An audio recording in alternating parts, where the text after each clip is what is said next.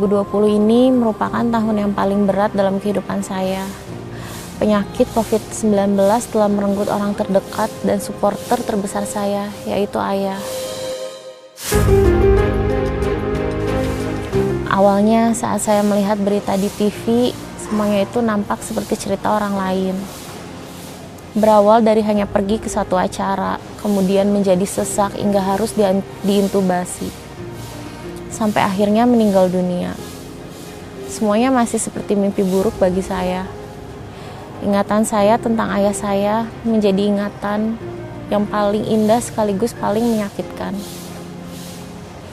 Masih saya ingat ucapan terakhir saat kita masih bisa bertemu. Jangan khawatir, papa nggak apa-apa. Itu ucapan papa untuk menenangkan saya.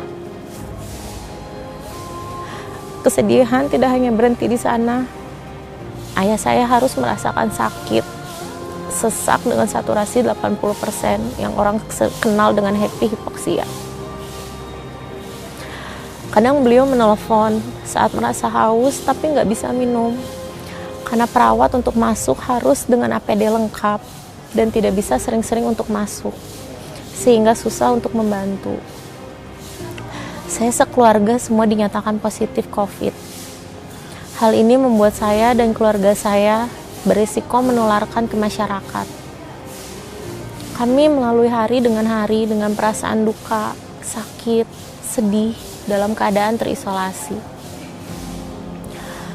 Kalau orang bertanya, bagaimana saat ini saya bisa kembali beraktivitas di rumah sakit, saya juga tidak tahu jawabannya. Yang saya tahu, saya menjalani hari ke hari dengan tangis saya yang semakin jarang dan kesibukan saya yang bertambah, sambil saya terus berusaha membantu orang lain. Melihat masyarakat yang masih sering keluyuran di luar, tidak menggunakan masker, atau bahkan mengatakan pandemik ini hanyalah sebuah konspirasi.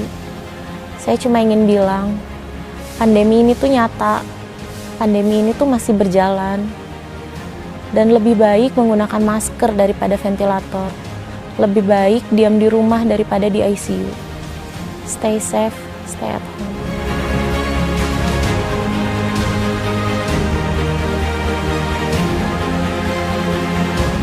Ya, pandemi COVID-19 itu nyata adanya.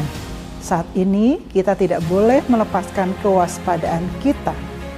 Namun bukan berarti kita tenggelam dalam ketakutan, kepanikan, atau bahkan kesedihan. Walau banyak kerabat kita yang telah tiada akibat wabah ini, namun banyak pula yang dapat sembuh total. Maka saya mengingatkan kepada kita semua, optimisme harus tetap dijaga dengan tetap menerapkan protokol yang benar sebagai tindakan pencegahan. Ingat, terus prinsip 3M. Mencuci tangan sesering mungkin, memakai masker di tempat umum atau bila berdekatan dengan orang lain, serta menjaga jarak minimal 1 meter dengan lawan bicara.